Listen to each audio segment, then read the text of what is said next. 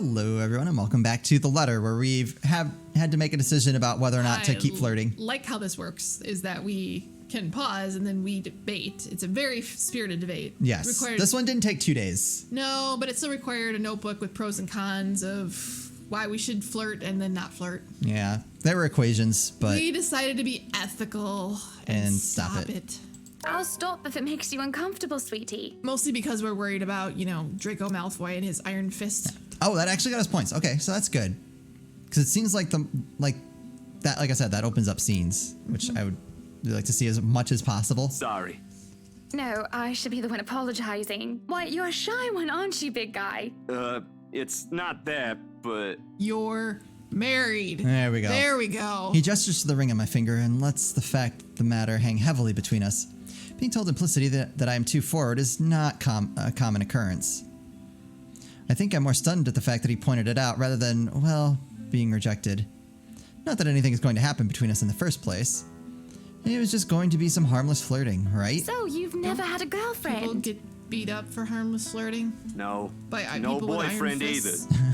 Just in case you were going to ask for that one next. And you haven't even had your first kiss? Not a one, ma'am. What? Do you want to have your first kiss today? Wait, What? We just went over this. I can't help it. I really, really can't, and I'm going to apologize lots later. Surely by the catty smile on my face, it is obvious that I'm just pulling his leg. The laugh I fail to contain certainly gives it away, if it still isn't obvious.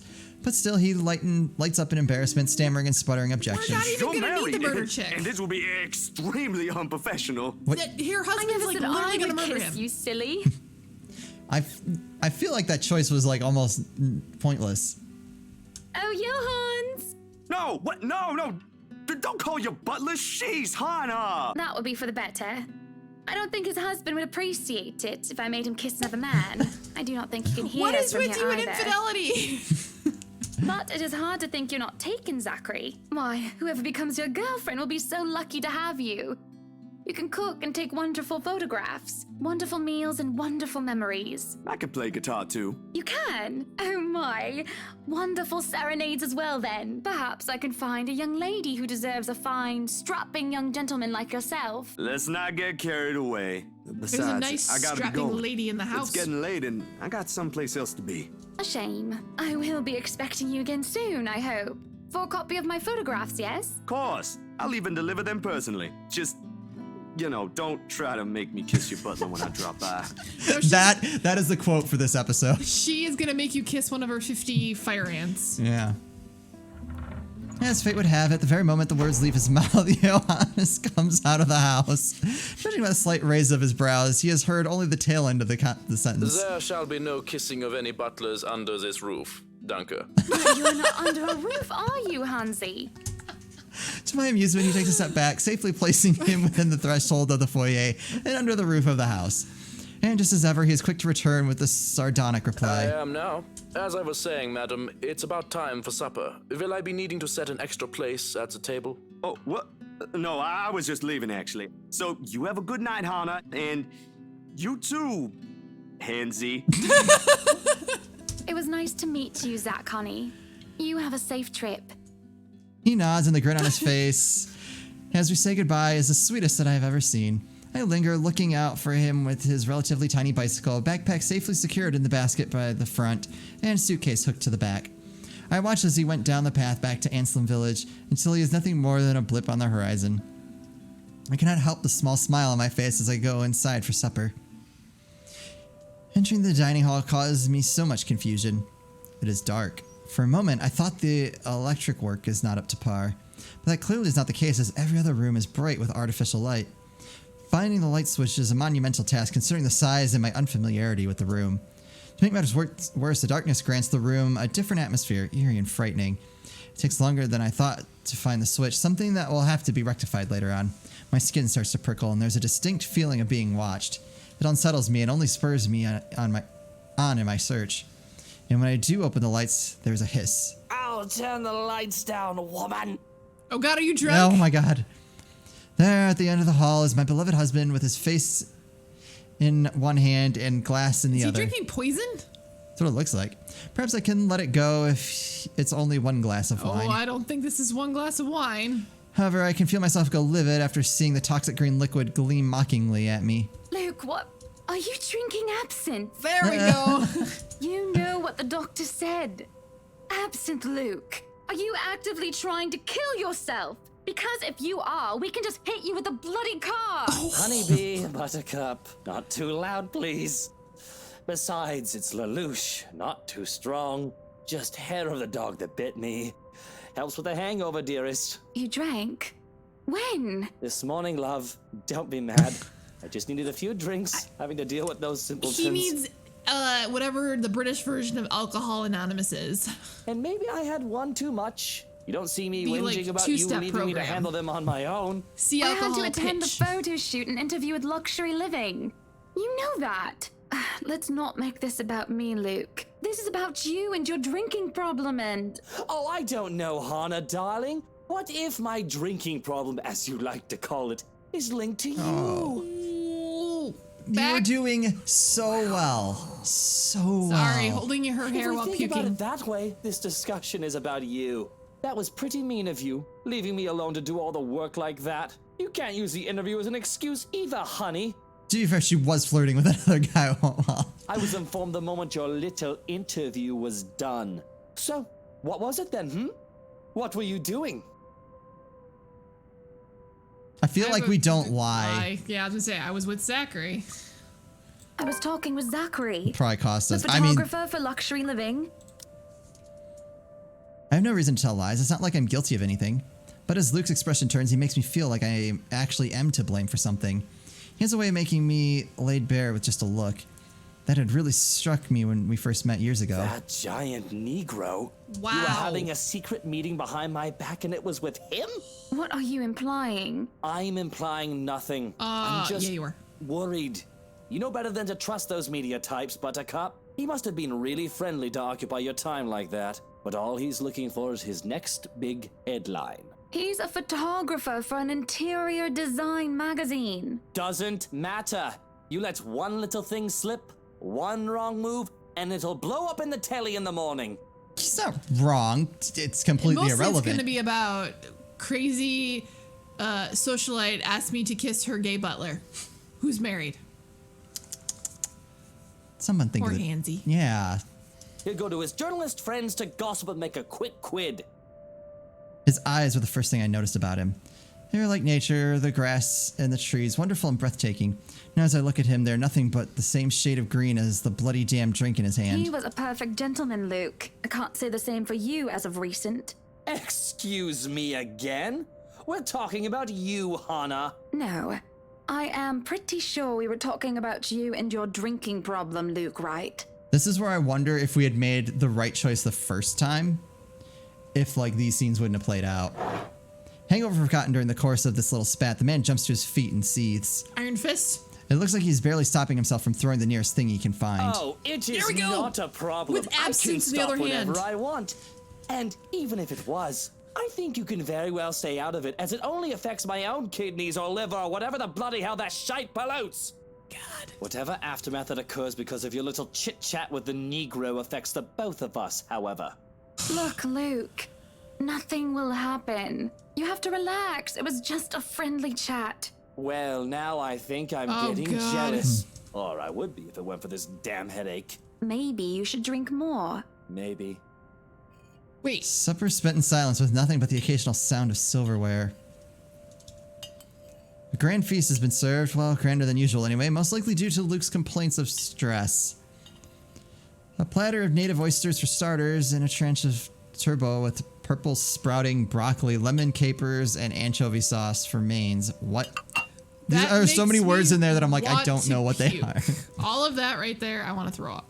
To finish it all off, black tea and golden syrup sponge pudding with custard. Ugh. But when our appetites are appeased and the plates are cleared away, Luke stands, kisses me goodnight, and leaves me to stare at my half-empty cup. Lonely in the lull of the night, I sit in a house too big and too empty, foreign and unwelcoming. Even with its warm tone and homely decor, it feels cold. There's no need for tears, however. I know I can get through this like every other obstacle I've faced before.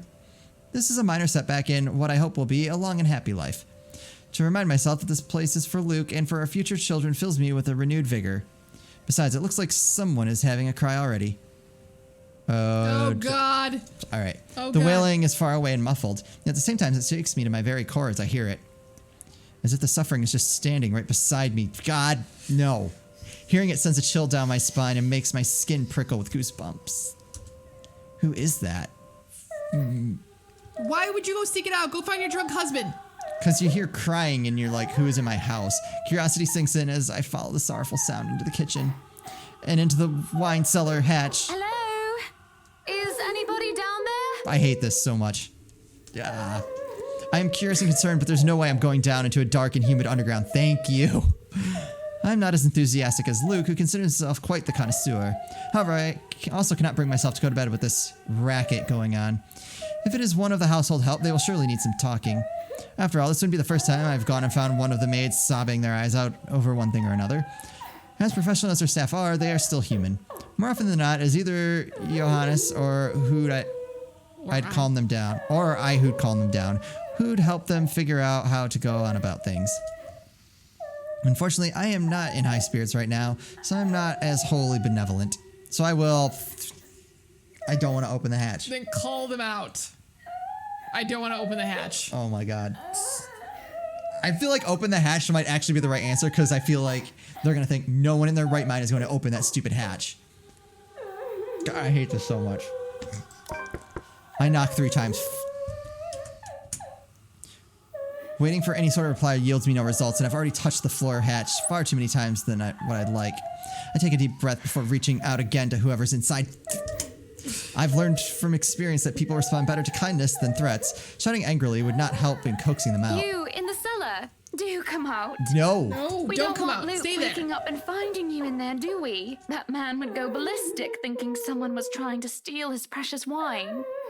Still nothing. You can have a good cry. Just not in there, yes? Why don't you come out here and we can have a cuppa and you can tell me all about whatever it is you're bawling about. With how long I'm standing here, however, I'm starting to think myself as a fool. I did not want to acknowledge the other feeling I have, especially as the wailing took an eerie turn. The thought of being played with didn't sit too well with me, and I just stopped myself from getting too hot-headed as I try one more time. Now you come out of there! That is an order from the lady of the house, do you hear me? Oh, wrong words. I think that's the order. lady of the house. I freeze as a hand clamps down on my shoulder. The dread I've been feeling all this time makes itself known as I kneel, unmoving, not even daring to breathe. I can feel my heart pounding against my chest, but the touch is gone as quickly as it had seized me. Oh, thank God. It is only Johannes, I see when I look back. Apologies, madam, for touching you like that. You were not responding to my voice, and you looked about ready to wake the whole mansion up. I'm sorry. I was getting rather loud, wasn't I? But that You live crying in the woman mansion? in there, we must do something about her. What? Does he live in the mansion? He's the butler, I'm sure. Does his husband live there too? It's a good question, actually.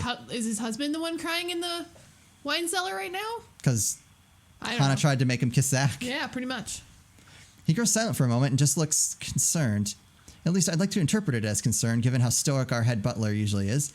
Or rather, it must have been concern as he takes off a glove and presses the back of his hand at my forehead before his worrisome inquiry. I beg your pardon. What? Crying woman? Are you feeling well, madam? In the cellar? Can't you hear her? Madam, Hannah, no one is down there. What?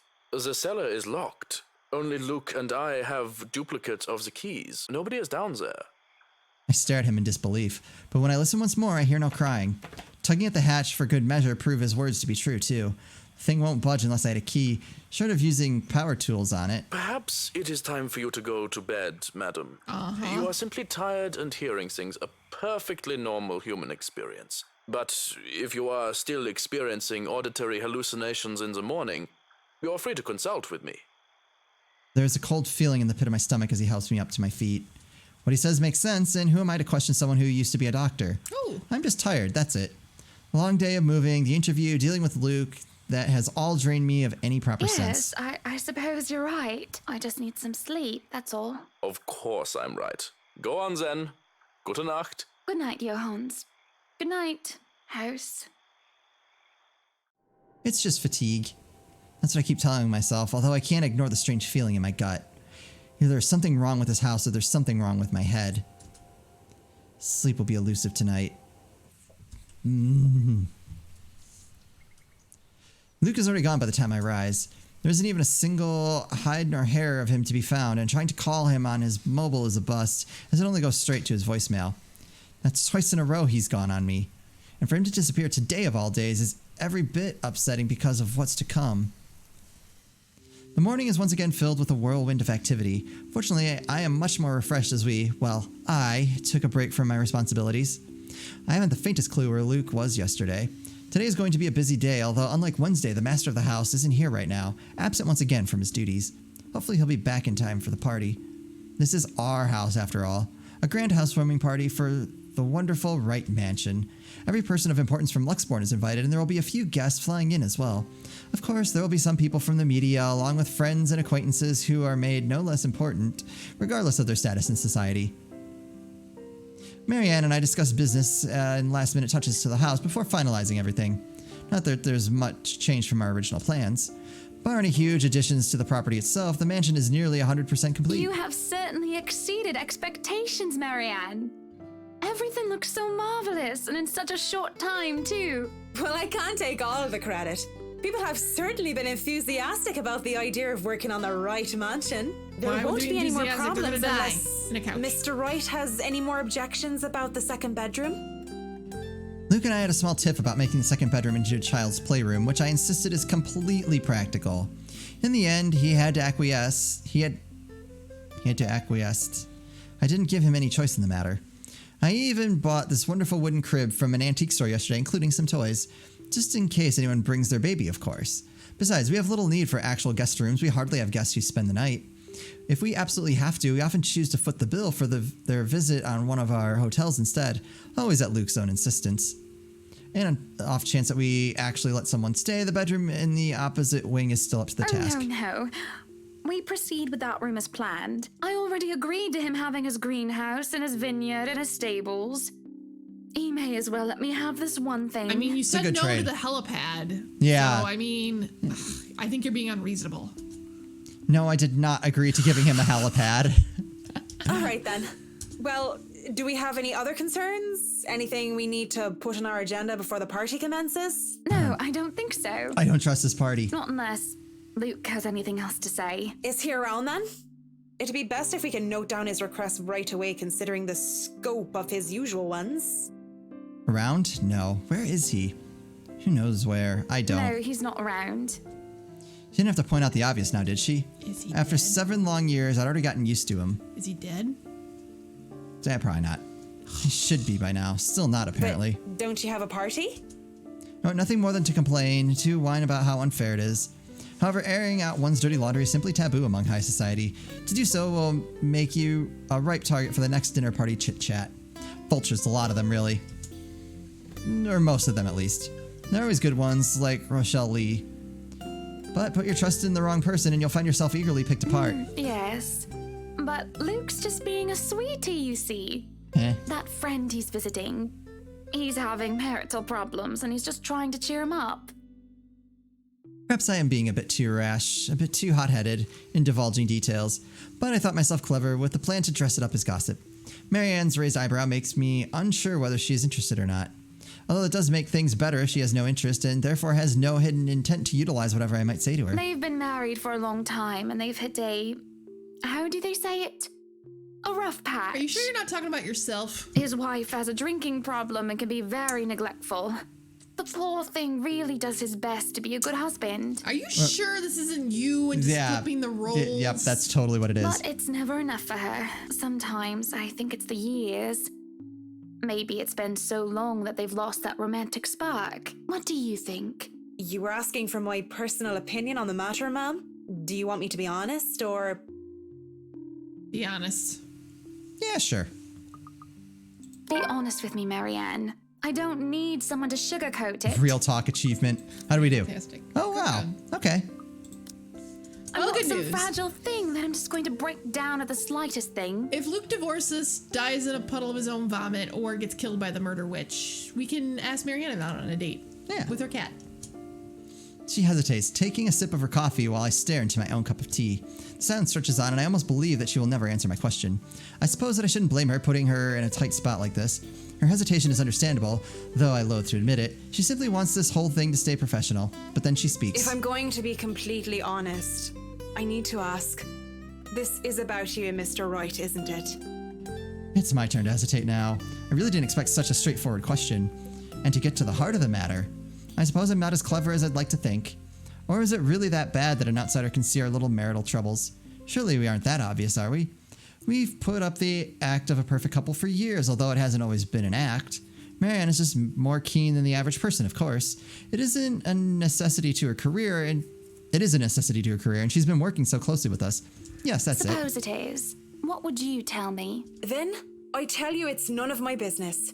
I tell you that I don't want to meddle, but if the troubled husband with the neglectful wife asked me for my honest opinion, I'd say that he shouldn't base his happiness and his self-worth on someone else.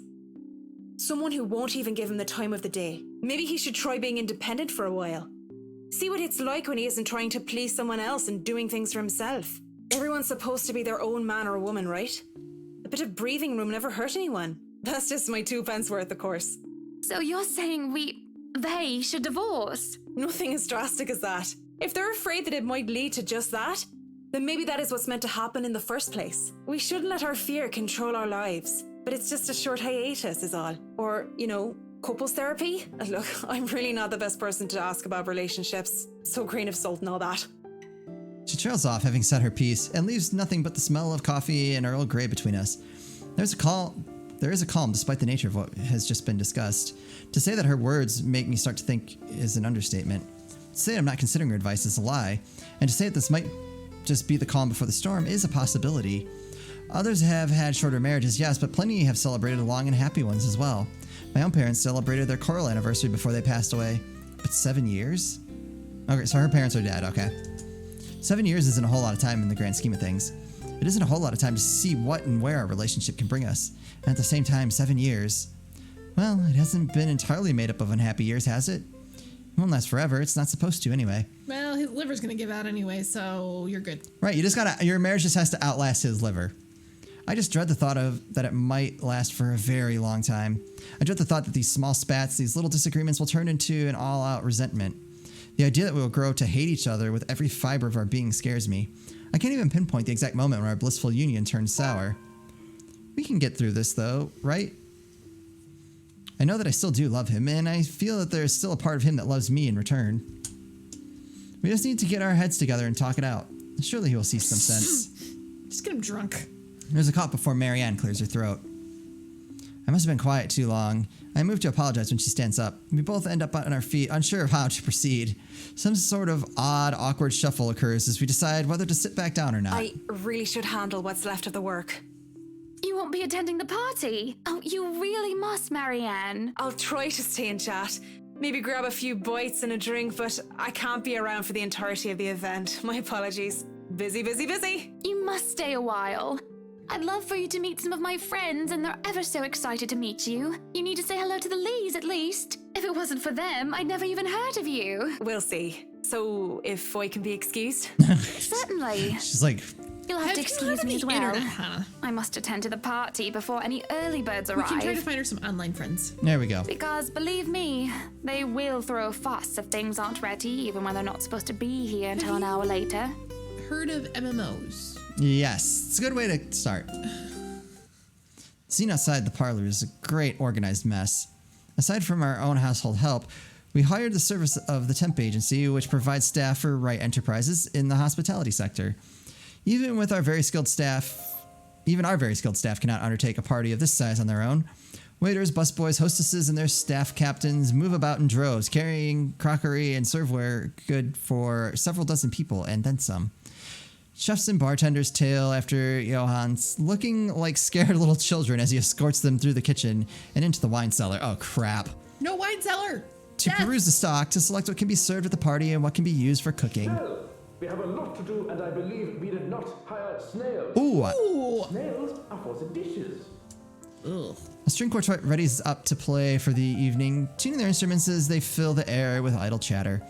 Floor decor where thousands fill vases, wreaths, and baskets, while petals are scattered along the driveway up front. An ice sculpture of a reindeer is brought in carefully by a pair. That's kind of cool. It is followed by a simple cake, just a 5-tier white chiffon with white chocolate, mousse, fresh berries, and a light dusting of edible gold leaf. But despite the fact that I told Marianne how I will attend to all of this, I find myself unable to focus or care for any of it. I still have our discussion running in my mind, and looking at all this, I only see Luke everywhere. These are all the grand things that Luke wanted to have for the party. I had wanted a small, elegant, and simple gathering with only a select few invited, namely the people who I would actually trust to enter my home. I did not want any bloody politicians or paparazzi in here, no matter how used I am to catering them. At least be here for your party. Damn it, Luke. Gee, I wonder if something is actually up with him. The entire thing screamed Luke Wright, and I can't help but add another question to my growing list of queries. When did I lose myself? It's always about him nowadays, isn't it? What about Hannah Wright? What about Hannah Evans? I used to be my own woman who made her own name, her own career, and her decisions. Sure, I was already the social butterfly that I still am today, but it wasn't all empty, shallow gossip, and sitting pretty. I was also lauded for my knowledge and talent. Finance manager wasn't just handed to me just because my father owned the company. I'd insisted I start at the bottom so I could work my way to the top and prove myself, and I did. I worked numbers, managed budgets, money, and accounts, analyzing the competition and market trends. Good for you. There was the calculation of financial risk, cost reduction opportunities, auditor liaisons, and public relations, supervision of staff, and, well, I generally had a huge slew of responsibilities. Admittedly, I was already quite the attention seeker even back then, having dedicated most of my youth craving for my parents' approval. Feeling that, I turned to others, looked for praise from anyone who would give it, however fleeting it all was. And Luke, oh Luke, the way he looked at me, the way he watched me and took genuine interest. He had me disgustingly obsessed since day one, hasn't he? He saw me for me, Hannah Evans, with both my faults and my achievements. The man didn't treat me like some damsel in distress or some prize to be won. I remember the nights before we were married where we would talk about everything and anything. From big things like business, society, and philosophy to little things such as what we had for breakfast and whether we like cats or dogs more. We both prefer dogs. Nowadays, I'm just Luke Wright's wife. That's that. And I think that's where we're going to leave it for now. We'll get the party kicked off in the next episode. Or find out Luke's dead in the basement. I really am wondering if he is dead at this point. He Or probably tried to ruin her with the iron fist. I'm telling you. I'm also wondering too, I don't remember if I mentioned this on camera or not last, or if it was just us talking about how, like, if we had messed up any of those quick time events, like, would people die and then they don't show up later? Yeah. Like, I'm waiting to see when we cut away and who we cut away to next. I'm really excited to check that out. That'd be interesting. Anyway, that's going to do it for us. As always, thank you guys so much for watching, and we'll see you next time.